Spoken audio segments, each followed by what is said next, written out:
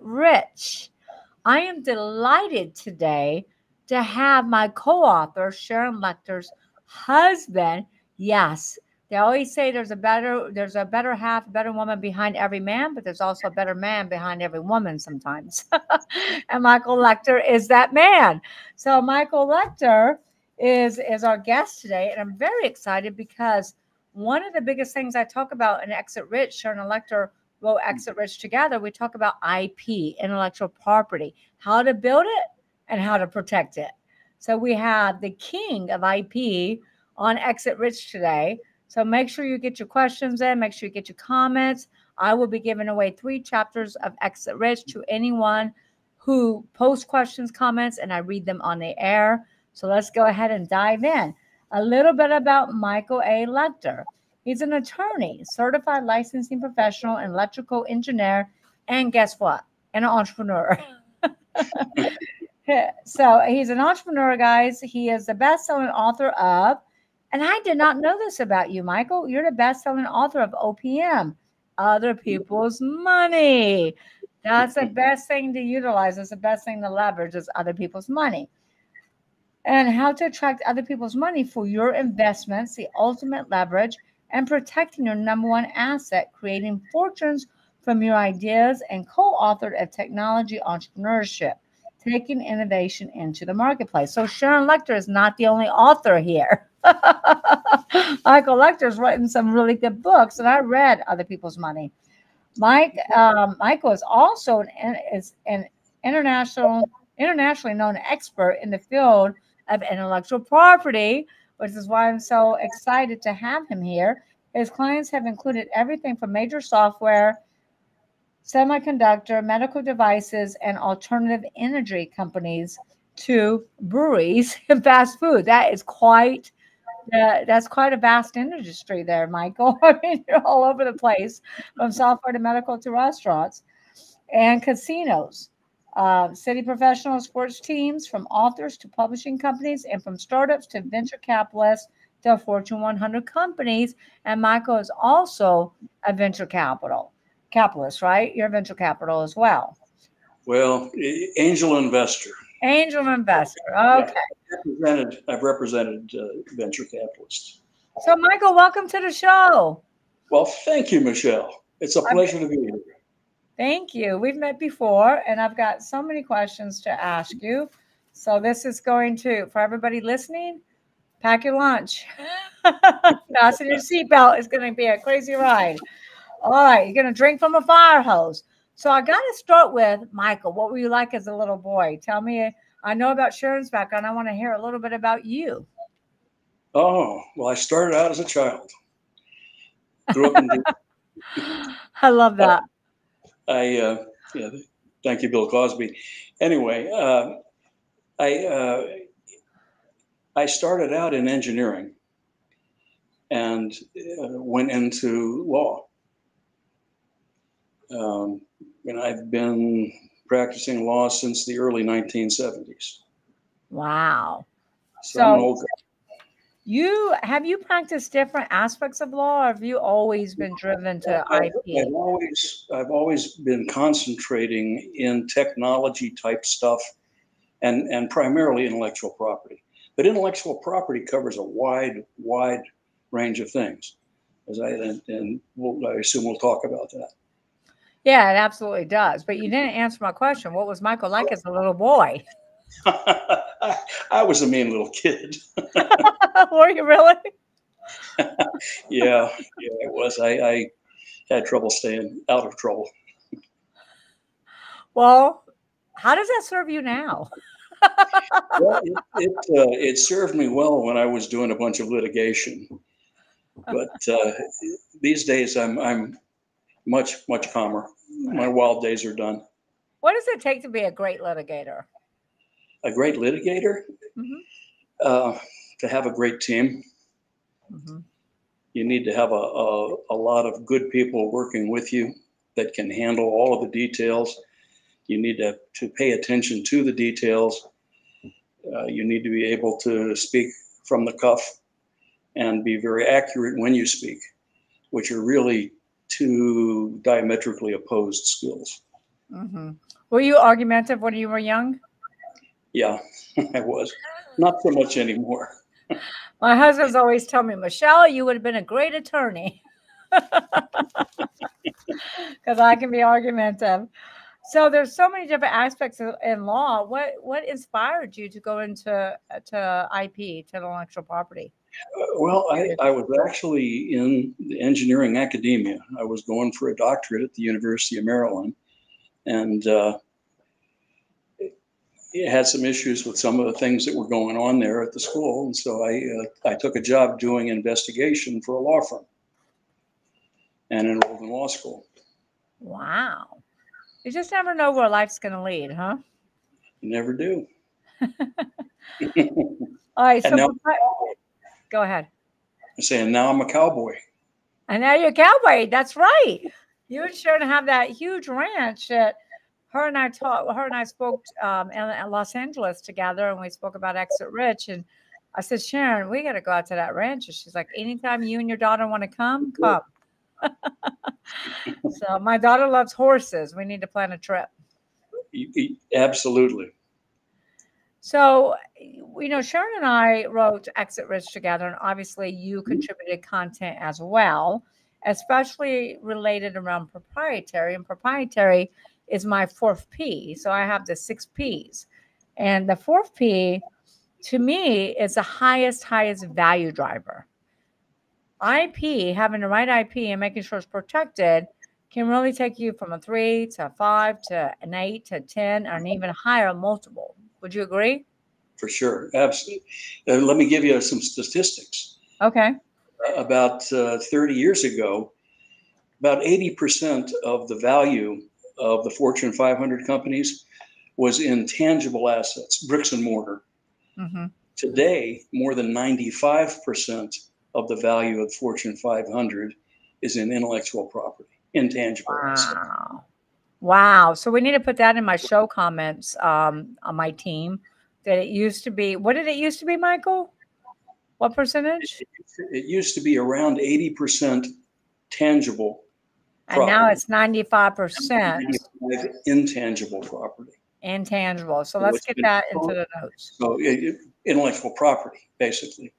And when did that shift? What time frame did it shift in? It started shifting. It started shifting about 30 years ago, slowly. But we had the reversal probably about 20 years ago.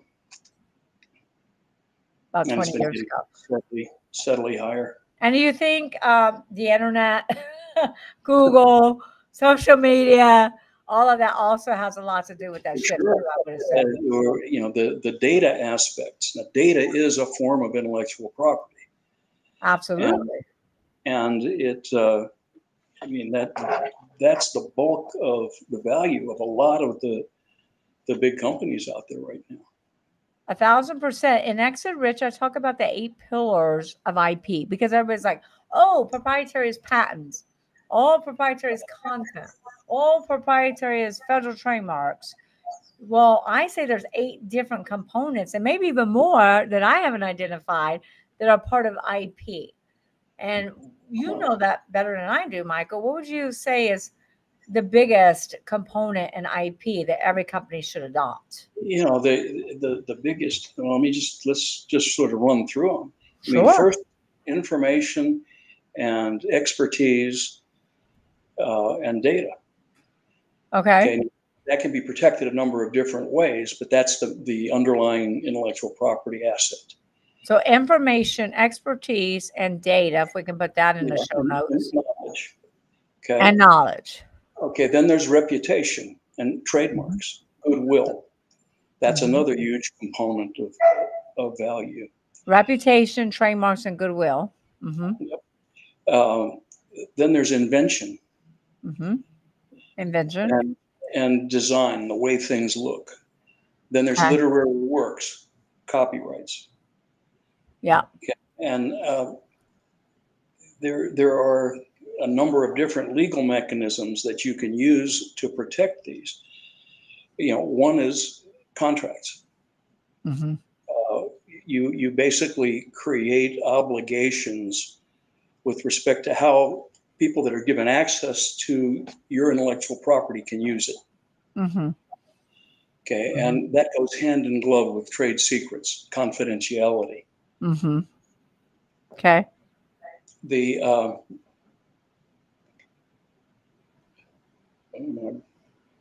I lost my train of thought there for a sec. Anyway, okay. So I think you're on to something here. So if you can keep something confidential, then the bad guys can't acquire it from you. They have to build it, do it, make it themselves. Mm-hmm. Mm-hmm. And so you protect the investment that you made in developing the information. Yeah. Okay. Invention can be kept as a trade secret, Mm-hmm. or it can be patented. Mm-hmm. Okay. And you specialize in patents, right, Michael? I do. I've got a special. There's a separate patent bar that you have to belong to practice patent law before the patent office. Mm-hmm. And the main thing is to look at your business and figure out exactly what you've got, and really drill down to figure out what the essence of what you have is, the thing that gives you the real competitive advantage. Mm-hmm. And and you protect it. Mm-hmm. And you use this box of tools, these legal tools, to protect it as best you can. Yeah, so we want to get into protection. Gina is asking a question right now, one of our listeners. She says, are the trade secrets confidentially the same as a non-disclosure agreement contract? Okay. The non-disclosure agreement contract is one way to maintain confidentiality. Now, in order for something to be confidential, you literally have to keep it secret, or you create a legal fiction of secrecy using a contract. That's what the non-disclosure agreement does.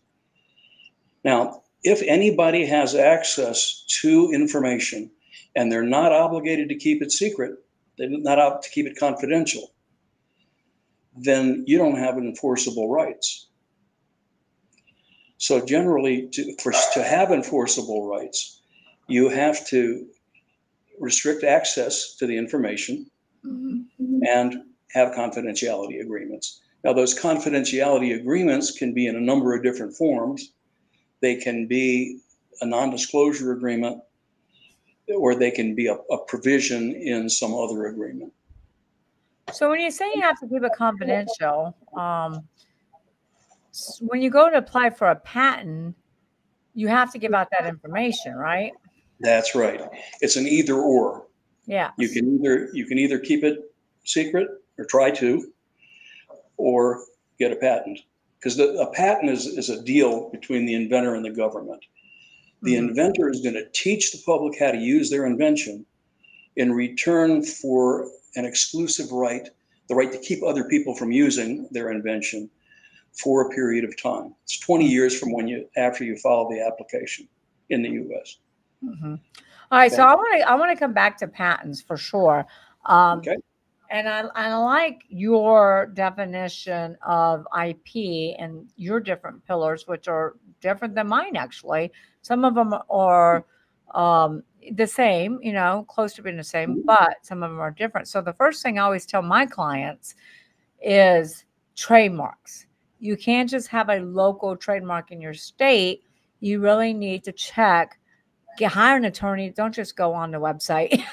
Hire an attorney, check to make sure that name's available, and make sure that you file for a federal trademark, because I've seen time and time again, my clients receive a letter from an attorney, a cease and desist letter that says, wait a minute, you have to stop using that company name. And let's say you've been in business 4 years, 5 years, 10 years.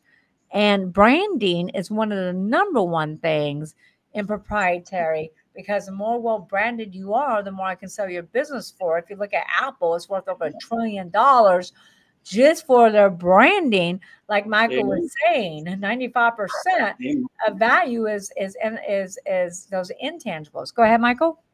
You hit it right on the head. You know, trademarks tie your reputation to your goods or services, your products, what it is you're delivering to the public. And I mean, they really represent your goodwill. Right. Now, it's kind of funny, but trademarks were the original consumer protection law going back to feudal times when the brands, high technology was metal working and leather working. Mm-hmm. And the artisans would put a brand on there so that the consumer knew what level of competency to expect. Mm-hmm. And over the years, the ownership of that right became the intellectual property of the artisan as opposed to the public. Although there's still aspects of that in present day trademark law. Right. So yeah, so not protecting your trademarks, getting those federal trademarks can kill your brand and literally put you out of business overnight. Yeah, what you were talking about, the trademarks have, at least in the U.S., have two components. Mm-hmm. There's a common law component, and then there's the federal component. You get common law rights to a trademark just from using it. If you're the first entity to use the mark with particular goods or services in a particular geographical area, and this is the local thing that you were talking about, Mm-hmm. you can get the exclusive rights to use that mark with those goods in that area. Mm-hmm. But if there's somebody else out there in a different area that doesn't know about you and they start using it, they get the rights in that area. I mean, do you remember when? But if they applied for a federal trademark, Michael, then they could literally put you out of business. They could conceivably wipe you out everywhere but the little area where you are working, where you have a market. Right. At the time they file. So they would basically foreclose you from the rest of the country. I always tell my clients, make sure you put that TM behind your name. Number one, check to see if it's available. Put that TM and then go ahead and file for the federal trademark. It's not that much money to protect your company name and your company brand. These days, I would recommend that you file even before you start using it. It's like you say, it's not that expensive. Mm-hmm. And in the old days, you had to actually use the mark before you could register it. That law changed about a decade or, I guess more now ago. You can get rights to a trademark by filing a federal registration based on your intent to use that mark in the future. Right. And then once you start using the mark, you get your rights relating back to the time when you filed the mark. And again, it's priority of use. Whoever uses it first gets the rights. And when you file that registration and ultimately start using it, it's as if you started using the mark when you filed the registration. Right. So, and that would give you statewide or United States wide rights. Now, the trademark rights are geographic in nature. Mm-hmm. So you would have to go to other countries to get rights there. But you could get a federal trademark for the United States. Yep. And then if you're planning to expand globally, then you got to get those trademarks per country, or there's another word for it, I forgot, where you can get a global trademark. Well, there are treaties that let you file in other countries, and then there are certain countries that certain groups of countries, like Europe, you can get a European trademark. Okay. All right. Well, we have a client that's operating all over globally, and I forget the name of it, but there's something where you can apply for, and you can pretty much get the trademark in every country. It's very expensive and very time consuming. There's something called the Madrid Protocol. That's it, the Madrid Protocol. Thank The you. U.S. subscribes to, and you can go through the U.S. Patent Office and basically apply for rights in a bunch of other countries, all the other Madrid Protocol countries. Right. I agree 1,000%. All right. So we're talking about branding, which is IP. The more well branded you are, the more your company will sell for. We talked about federal trademarks. Let's go ahead and go back to patents, because anybody who's ever walked Shark Tank, what do they ask? Do you have a patent on that? Do you have a patent pending? Do you have a utility patent? So let's really talk about patents, because so many, so many investors, so many buyers will buy a business. Like, we sold a business for $30 million that was losing money, but they had 18 patents. So patents are extremely valuable. And a lot of clients are like, well, Michelle, what do I have that I can patent? What kind of patent do I get? Can you get a patent for a service business? So can we kind of dive into patents a little bit? Absolutely. Okay. I mean, patents are a demonstrative asset. I mean, if you've got a patent, then you know, and you can show people, you wave that patent around and they know that you have rights to the invention. Right. Okay. Now, So, that doesn't mean you're not going to get sued or somebody's going to go after you and you have to sue them to protect your patent. And that's part of the beauty of the system. It's designed so that there's an incentive to make improvements. Right. So just because you have a patent on something doesn't mean that you can necessarily use it. So but in any event, patents are worth their weight in gold. Mm-hmm.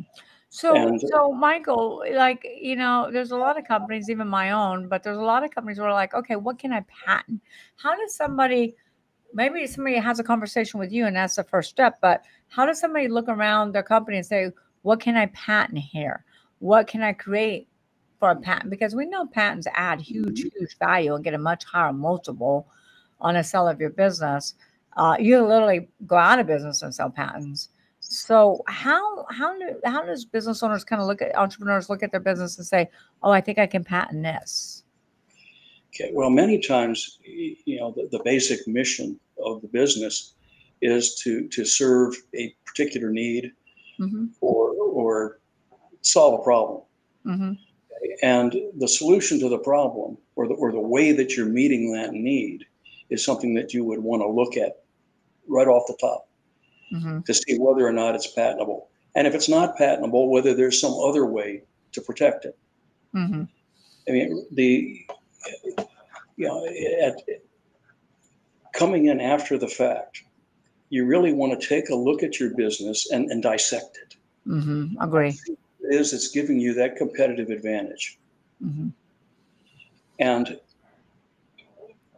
keep drilling down, because many times you'll encounter a problem in your business, or you'll come up with a more efficient way of doing something in your business. Mm-hmm.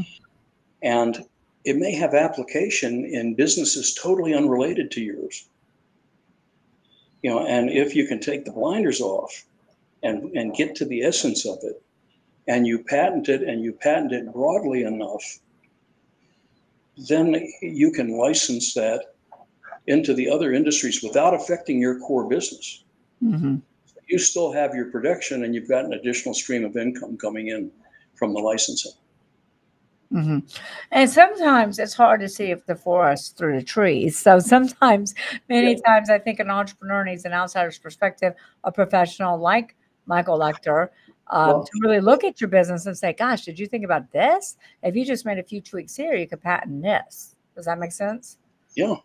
And you go to your customers, see what it is about your products or your services that they like. Mm-hmm. And then you figure out, well, what is it that makes them do that? What makes the product give that? What feature is it that provides the thing that they like? And what makes that feature work? And you just keep drilling down and try to get protection at the most basic level. Can you talk about the different types of patents, Michael? Sure. Generally, when people talk about a patent, they're talking about a utility patent. Right.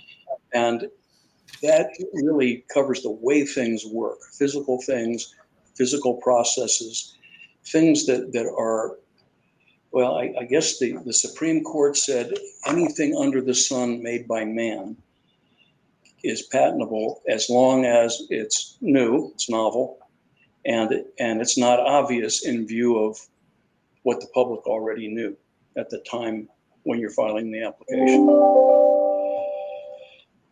Sorry about that. That's okay. Your puppy, at least your puppy quieted down. Yeah. I was trying to ignore that.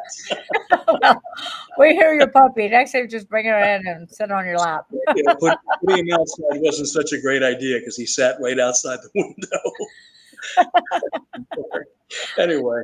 All right, so we got the utility patent. Any other types of patents? Yes, there's also a design patent that covers the way things look, the ornamental features, anything that's not functional. Now, a given product can have functional aspects that would be covered by a utility patent and non-functional aspects that are covered by a design patent. Okay. And what is like very, very difficult to patent, if not impossible? Well, a process is very difficult? Well, physical processes, not so much. I mean, they are patentable just like everything else. Okay. But as soon as you start getting into the realm of mental processes, things that don't create any sort of tangible result, then you start running into difficulties. Because you can't, as a practical matter, you can't keep people from thinking through a process. And if it's just a business process that happens in somebody's head, or a mathematical algorithm, then it's not considered patentable. Okay. Now, if it's applied in the context of a physical process, then it is patentable if it's new and not obvious. Okay. Makes sense. Now there have been some companies that will file patent applications, at least in the old days, on anything that was new, and they left the question of obviousness to the patent office. Today, the expenses are a little bit higher, and so there are fewer and fewer companies that do that. All right, so we talked about design, we talked about utility. Any other patents? There is a plant patent. A what? A plant patent that relates to certain types of plants. Okay. It's not something that I've done a whole lot in, and I keep forgetting whether it's the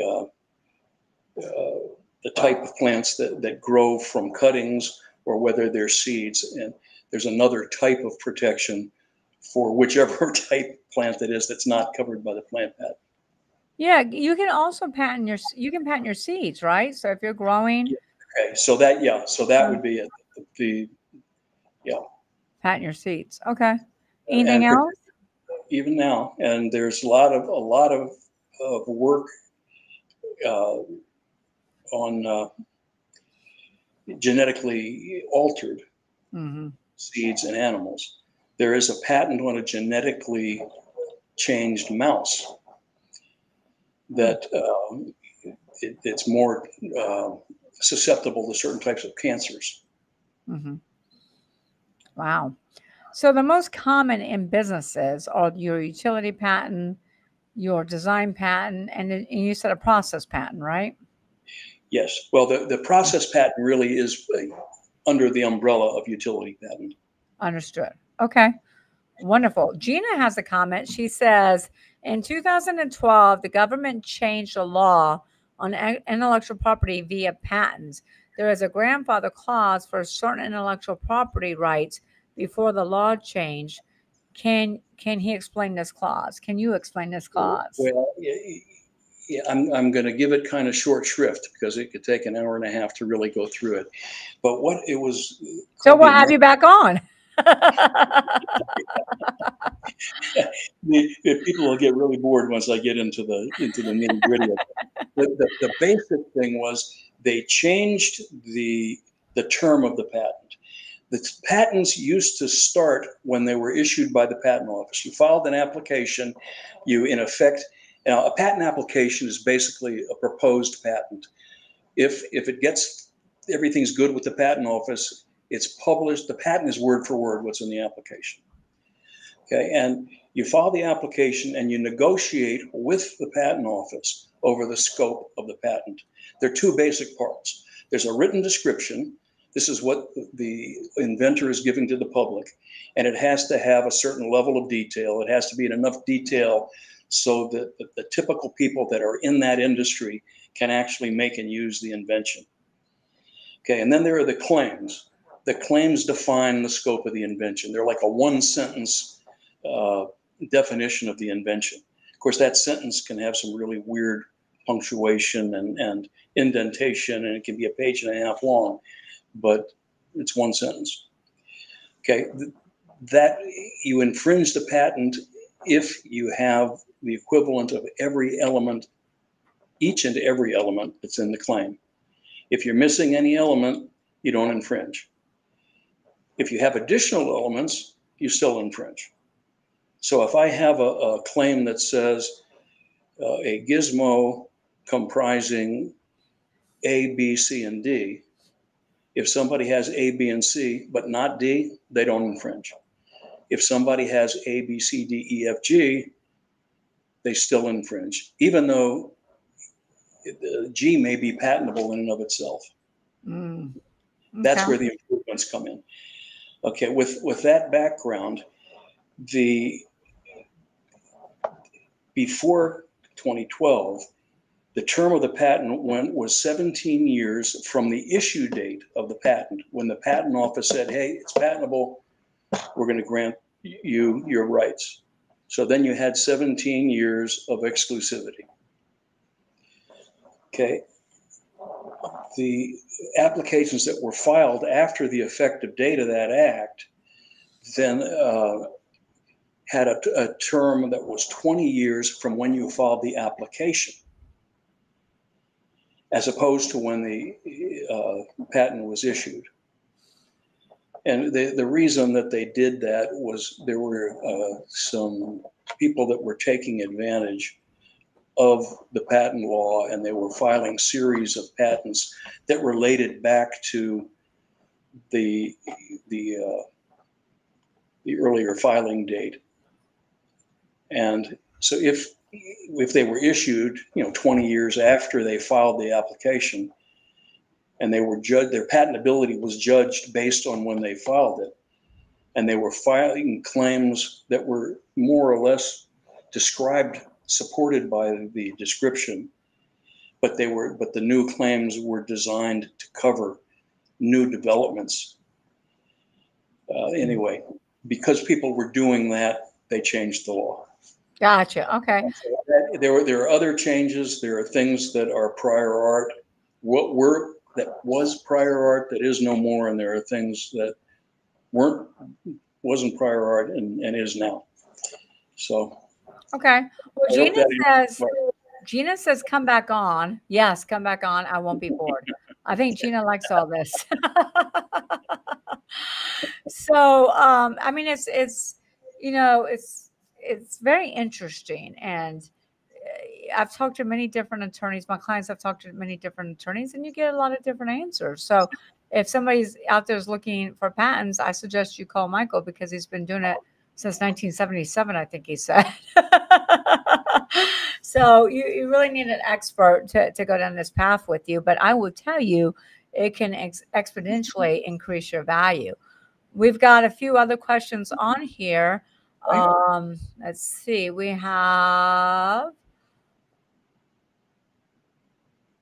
Kaylee that says, what are some common mistakes I can avoid making when it comes to intellectual property? And that was a question I was going to ask you too, Michael. What's the biggest mistakes? What's the biggest case studies and nightmare stories that you can share with us when it comes to intellectual property? Okay. And these go hand in glove. Okay. The biggest mistake you can make is not laying the foundation. taking the time and going to the expense, even when you're a startup and with limited resources, you've got to lay the foundation. You have to have the right type of intellectual property protections in place. You have to have the right type of agreements in place. You don't necessarily own what you pay for, particularly if you have non-W-2 employees. Okay, the biggest glitch that comes to mind goes back to a software program that, in my view, created the age of the personal computer. Okay, it was a spreadsheet program. It was the first program that let you operate on data in a spreadsheet format. And before that time, really only us geeks were using computers. There really wasn't a reason for most business people to use them, personal computers. And once the spreadsheet came out there, suddenly computers became relevant to the business people that are out there, became widely relevant. Okay, so you all are familiar with Excel, I'm sure. Okay, yes. I'm not talking about Excel. You remember Lotus 1, 2, 3? Uh-huh. Okay, I'm not talking about Lotus 1, 2, 3. Okay, you're just dating me. I'm dating myself. Well, my mind just went blank. Artisoft was the name of the company, and I think we need to patent your brain. Anyway, there were two inventors. There were guys out of Boston, I think, and they decided it was too expensive to file a patent application on. Oh boy, I'm having one of those moments. The name is just escaping me. I mean, I'm thinking Artisoft or. Anyway, I'll have to. Aerospace? No, it was a well, anyway, so they decided it was too expensive. One of the guys' name was Dan Bricklin. That much I do remember, and they didn't file the application.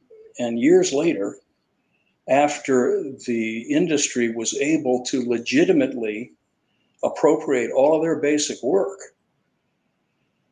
and they made the market, but other people came in and were able to take it from them. Yeah. The Lotuses, the Excels. Yeah. Because they didn't have a patent. So Bricklin was being interviewed, and I've forgotten what the context was, but the moderator asked him, "Do you think it made a difference that you didn't file a patent?" And he just sort of leaned back in his chair and looked at the ceiling and said, "Gee, only several hundreds of millions of dollars." And that was the fact. Had they gotten the patent on their product, and back then they could have, they would be in the position of a Microsoft today. Okay. So that's the horror story. There's lots and lots of horror stories. I see it every day with people not protecting their brand by getting those federal trademarks, contracts. You talked earlier about contracts. Contracts are definitely proprietary, especially if you have employment contracts, most importantly, client contracts. But the biggest mistake the business owners make around contracts is not having that transferable language. So I think Michael and I could talk all day, and we can bring Sharon in too and talk about the biggest mistakes that business owners make when it is surrounding. The terms of the agreements definitely make a difference. Yeah, because if you don't have that transfer, so let's say you've got thousands of clients, and it's an asset sale, which 99% of all sales are asset sales, in my experience of over 23 years, and if you don't have that transferable language, then your deal can stop in its tracks because those contracts are not transferable to the new owner. And in 23 years of doing this, I've seen where two owners actually got this right. And so what happens is you have to go out to your clients and get them to sign a consent to transfer agreement. Now they know your business is for sale. So you need to, again, we're talking about all these assets, federal trademarks, transferable contracts, protecting your brand, getting those patents, and protecting your intellectual property. Because like Michael said, it's either confidential, which is hard to do, or go out and get a patent for that. Yeah. And I have seen vendors hold the company up and would not agree to assign their agreement to a potential purchaser, and it blew the deal. Well, and you're right. You just said something different. You said vendors. I said clients. And there's vendors too that you need to have those transferable contracts. We once sold a business for 165% more than what the business valued at, because it was in the oil and in the energy space. And it was a very similar company with similar products and services, but different. My client had a bunch of patents, and they outbid everybody else because they wanted that BP contract. But guess what? It was not transferable. They took a huge risk, Michael, went ahead and purchased the company in hopes that they would get that BP contract, because they've been in business for decades and been trying to get their foot in the door with BP and never could. And this company could do it for them. And we couldn't get the consent to transfer, even though the seller went over there begging the lady. He even got on one knee and proposed to her, bought her flowers and chocolates and a ring. He still couldn't get her to agree to do a transferable contract.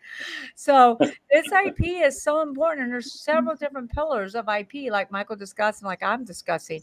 Lawson wants to know, can you provide examples of industries where intellectual property is crucial for success? Okay. Generally, anytime you've got a startup, you can't compete with the big guys unless you have some competitive advantage. And unless you have intellectual property protection of that competitive advantage, the big guys can just come in there and appropriate it, just like they did with that spreadsheet program I was talking about. Right. So when you're small and you don't have that market power, it's that's where having the intellectual property is absolutely critical. It's the great equalizer. So Lawson also asked in a follow-up question, I just started my own startup, which means I have limited resources and money. How do you approach the challenge of protecting intellectual property for someone like me and getting that patents and getting those, those trademarks, etc.? So how does a startup have the funds to do that? I mean, it should be built into their working capital, but there are attorneys out there that will provide services for equity. Now there are some ethical issues that can be waived, because there's a basic conflict, a potential conflict, I should say, between the attorney as a shareholder and the attorney that's providing services. But you can do that. Sometimes the attorneys would be willing to operate on a profit sharing type of a basis up to a certain point. I mean, there are a lot of things that can be done, or you can team up with somebody that does have the resources to get the legal counsel that they need. Wow, that's great advice. Okay, so Sharon likes to talk about the association. I talk in terms of teams. I mean, business is a team sport, and every business needs certain resources to accomplish its business goals. Sometimes those resources are cash, but there are other ways to get to the resources besides raising the cash and buying the resources. Sometimes you can go directly to the source of the resource and work some sort of a deal, whether it's for equity or for services or whatever your imagination, whatever you can negotiate. And most of the time, you end up in a better position than you would if you just raised the money and went out and bought the stuff. Yeah, I agree. 1,000%. But you know, we're talking about crossing the T's, dotting I's, crossing the T's, and planning out your foundation. And this is what Michael's talking about, because so many business owners start out on a string shoe budget, and they're living, you know, they're funding their business with very little to no money, but then they never go back and put these proprietary assets in place. And like Sharon Lechter says, assets are sexy. So we got to make sure we go back and protect this IP. But you just kind of transitioned, which I wanted to transition into your book, Other People's Money. And so it's always better when you use other people's money, as long as it's not high interest or you're giving up a huge percentage of your company. Tell us a little bit about your book, Michael, Other People's Money, and how that's helped a lot of clients. Well, it really relates to building a business and using alternative mechanisms than just going out there and raising capital. Mm-hmm. We go into the science of raising capital, mm-hmm. and making sure that you don't raise too much too early when you're talking about equity. So say that one more time. Make sure you don't raise too much too early. That's a huge mistake that a lot of entrepreneurs make, and they give up their company. That's right, and they do that because it's easier. I mean, you should have a business plan, and that business plan should tell you when there's going to be big upsticks in the valuation of your company. Mm-hmm. So certain events will happen that will make your company much higher value. You know, you get that first working model, you get something on the marketplace, you get your patent. You know, there are many different events that will cause that uptick in valuation. And you want to raise just enough money to get to that point. Now, you want to give yourself some slop, because my experience is you're always wrong as to how much it's going to cost. It's always going to be more. You mean like a contractor says it's going to cost this much to build your house or do a build out on your business, on your real estate, and then it always seems double or triple the price they quoted you? That's pretty much it. Only this time you're contracting with yourself, in effect. Right. You know you think you know what it's going to cost to get to this certain point. And generally, I just as a rule of thumb will add a third onto that. So you raise that much money. Now, the lower the value of your company, the more equity you're going to have to trade per dollar. Mm-hmm. And I should do a safe note, right? You could do a safe note, Michael. I'm sorry, say again. A safe note? A safe note?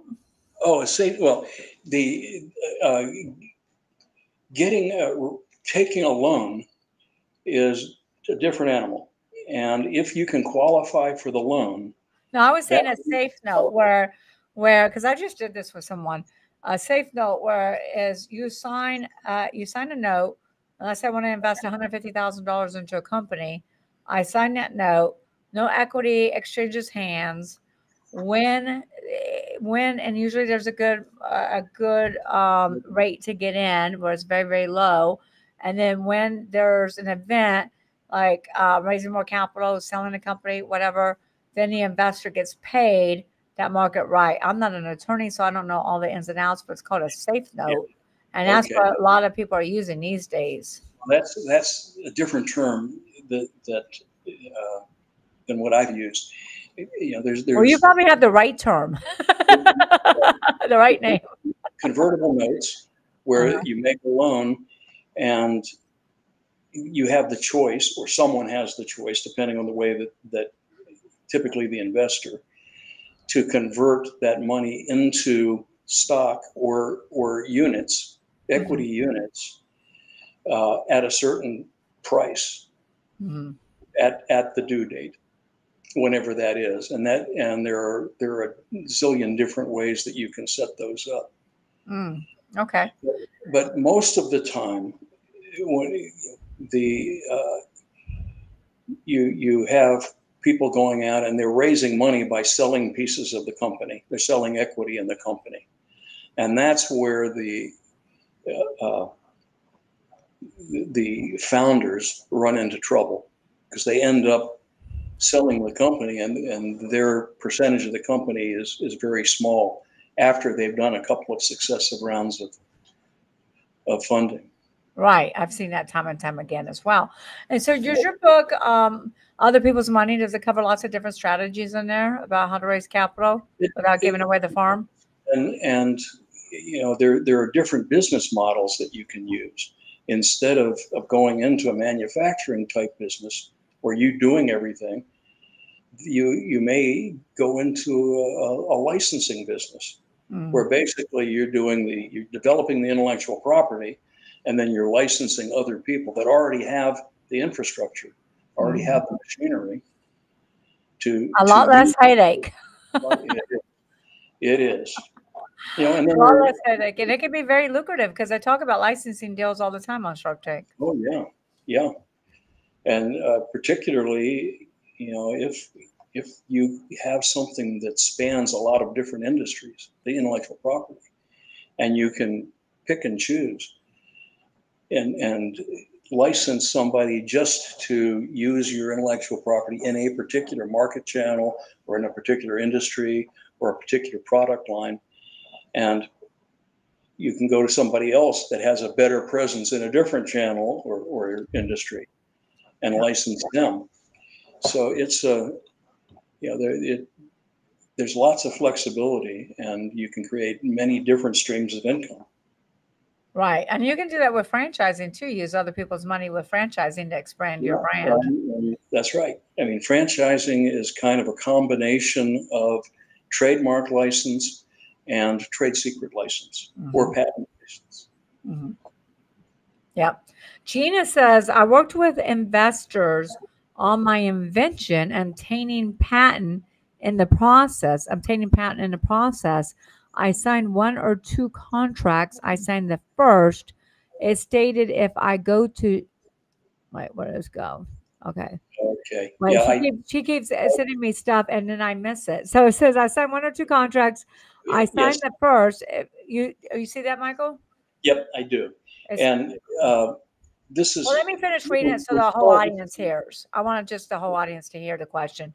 I signed the first. It stated if I go to shelf, I owe 10% royalties to them. Is this reversible? Okay, I didn't see is it reversible? Well, the question is what the contract says, whether it's reversible or not. This is what I refer to as a profit interest. So you've got investors that are contributing money to the company, and in return for that, they get basically a royalty on each item that's sold. I think that's what she means by go to shelf. Yeah, when I go to shelf, yeah. Yeah. So, and that's one way of financing a product or a business. Now, whether or not that can be reversed depends on what's in the contract. Now, generally, there's a limit as to how much money they collect. So they're going to get this 10% until they reach a certain amount of money or a certain time period for a certain time period. But if you didn't have, I shouldn't say it that way. There's no rule that says that there has to be that type of provision in the agreement. And if it's not in there, then as long as you're selling that products that are covered by the patent claims, you're going to end up paying that royalty to your investors. She said, and then she says, even if I were to invent without those investors, I still owe 10% royalties. So even Now, if she invents it without those investors, she still owes 10% because of the contract, I guess. I guess I'd have to look at that contract. Well, there you go, Gina. Send him the contract. Engage Michael.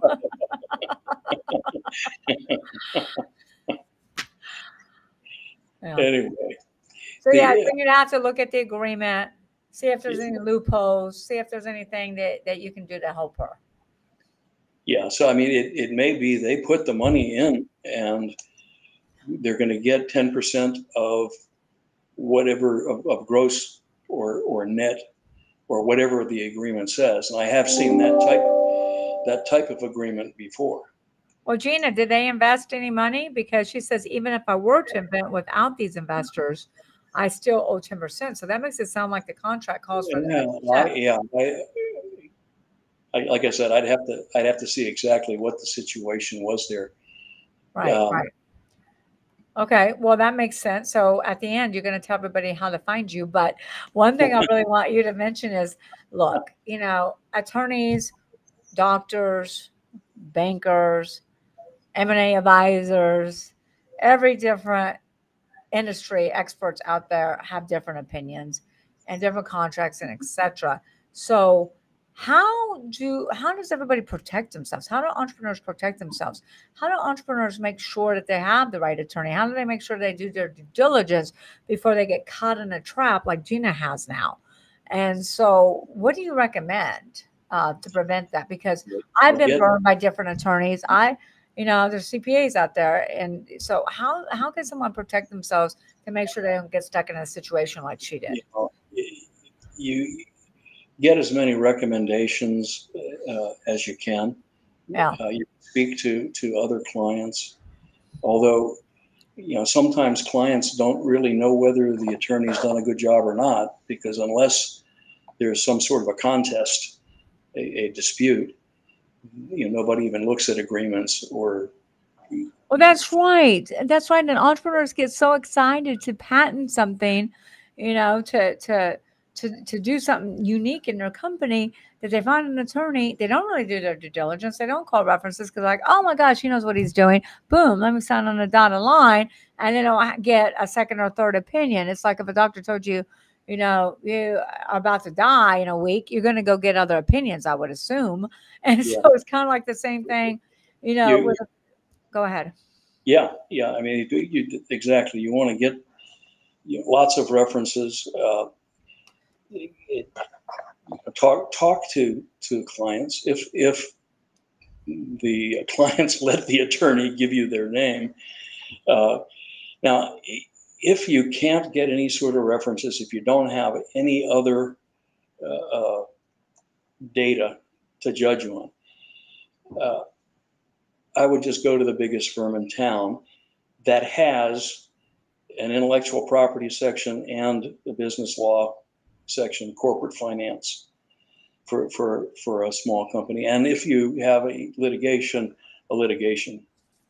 section. I used to get local counsel for litigation. I was handling all around the country. And there'd be many instances where I didn't have a recommendation. I didn't know anybody in that particular area. And so that's what I would do. I just go to the biggest firm. Now, that doesn't mean they're necessarily the best, but if you don't have anything else to go on, there's typically a reason why they're big. Now, they may what be if you more. don't have the fees? What if you don't have the money to go to some of those biggest firms or charges $700-800 an hour? Okay, well then, I mean, that's a consideration. They're going to be more expensive. Yeah. And having somebody, if you can get a bright young attorney, you may have to pay for more time than it would somebody that has more expertise, but you may get as good a work product and a lower rate. At a much lower rate. It balances out because somebody that has more expertise may well be able to do quicker. Quickly. So, but there are a lot of things that expertise, it isn't really going to play in how long it takes. And having a firm that's got a bunch of different attorneys at different levels, and where you can assign the right level attorney to do different types of work can whole lot more economical.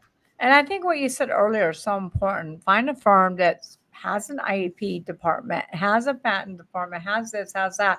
Because so many times entrepreneurs will just go to their general attorney, or I've seen them go to a personal injury attorney, and they'll go to different attorneys. Like I was using an M&A attorney, an M&A firm, to do all of our trademarks, and they charged me a fortune, even though I sent them a lot of business, and they did it all wrong. So you got to make sure you're going to somebody that specializes in that industry. If not, you're wasting money, you're wasting time, you're wasting energy, because they're probably not going to do it right.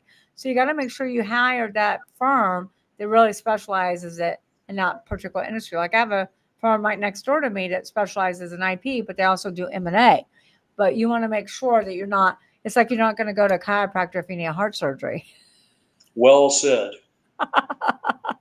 All right, Michael, you've been a great guest. It was great golden nuggets, as we talk about in Exit Rich, or golden nuggets.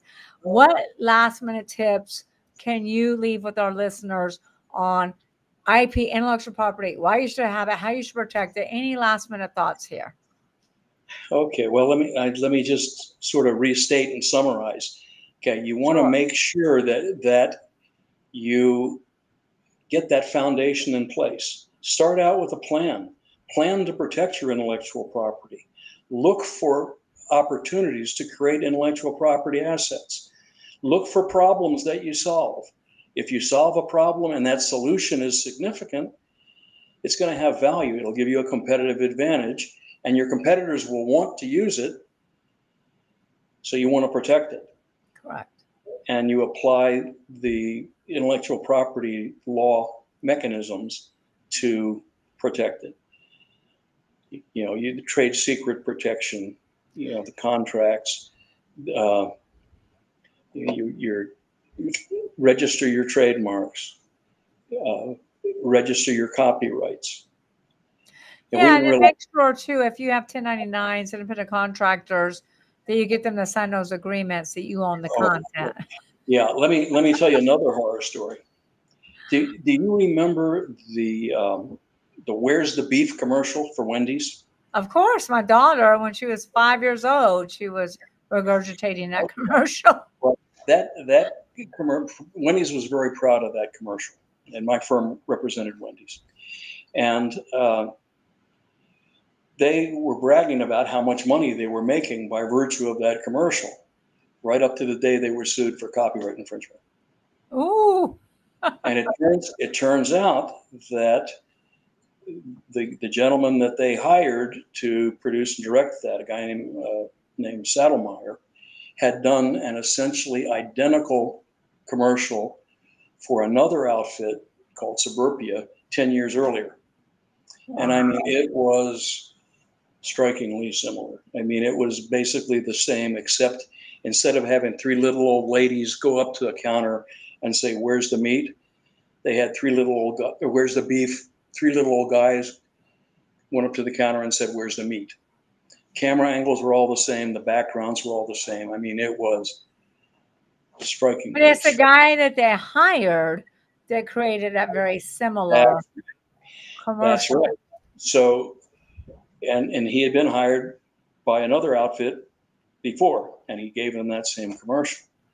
Well, so who got sued? Wendy's got sued, or the guy they hired got sued? Suburbia sued Wendy's for copyright infringement, and we were able to get it thrown out on summary judgment because the agreement that Suburbia had with Saddlemeyer just said that he was going to provide them a commercial for their stuff by such and such a date, and they were going to pay him so many dollars.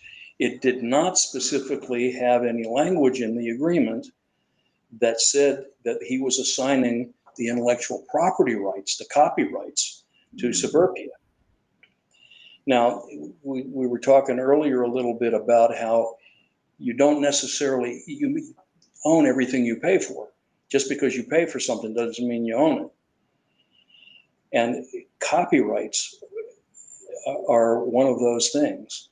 Unless there is a written agreement, If you hire somebody that's other than a W-2 type employee to provide you copyrighted material, copyrightable material, so that would be content, that would be photographs, that would be websites, anything like that, unless your agreement specifically says that they're assigning you all of the copyrights, they own it. The contractor owns it, not you. And that was the case with Suburbia. And that could be the case with the Fiverr and Elance and Odesk, any of those companies that are producing logos and graphics and work and you hire a graphics person to give you a graphic, and you at best, unless you've got language of assignment in your agreement with them, they retain the rights. You'll get a limited license to use it. You can use it for one particular thing, nothing else. And it doesn't really blow up until it's like a big company like a Wendy's. That's right. That's exactly right. Yeah. So you see, y'all, why you need a good attorney, because there's so many little hiccups that can happen along the way and mistakes that can be made because people don't think about this stuff. It's not your business. That's why I always say, focus on your strengths, hire out your weaknesses. So, Michael, with that being said, how can everyone get in touch with you and get your book, Other People's Money, and your other books? Okay. Well, my books are available on Amazon or through Sharon's website, SharonLechter.com. And just in case y'all don't know who Sharon Lechter is, which I find that I don't think that's the case, but Sharon Lechter wrote Rich Dad Poor Dad, and the Robert Kiyosaki series of Rich Dad Poor Dad was, I don't want to say too much, but she was big in the Rich Dad Poor Dad series. And so that's Sharon Lechter. She is wonderful, wonderful, wonderful person. And I'm sure you would agree. And she co-authored Exit Rich. She is a co-author of Exit Rich. Absolutely, 1000%. And Michael also has some content under proprietary section, which is our 4th P, by the way, and some great content. So go get Exit Rich too. But Michael, so they can get in touch with you, get your books through Amazon, and then they can go to Sharon Lechter. Say that website one more time. SharonLechter.com. Sharon, LECHTER.com. Yep. So if we can put that in the show notes, that would be great. Michael, you were a wonderful guest. So excited to have you. And you dropped a bunch of good bombs there that people don't really think about. People don't really know because, again, it's not your core competency. It's not your area of expertise. That's why you have to hire the experts. So I encourage everybody to reach out to Michael Lechter. Thank you so much, Michael. And thank you so much for all of my listeners. Thank you for all of my listeners for tuning in on another Wednesday to hear all these golden nuggets that we bring to you every week.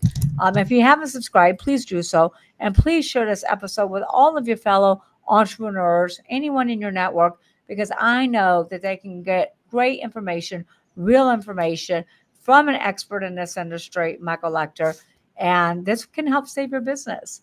So go back and listen to this again and again and again. I'll see all of you next week. Gina, thank you for your questions. Lawson, thank you for your questions. Reach out to me. We'll send you 3 chapters of Exit Rich.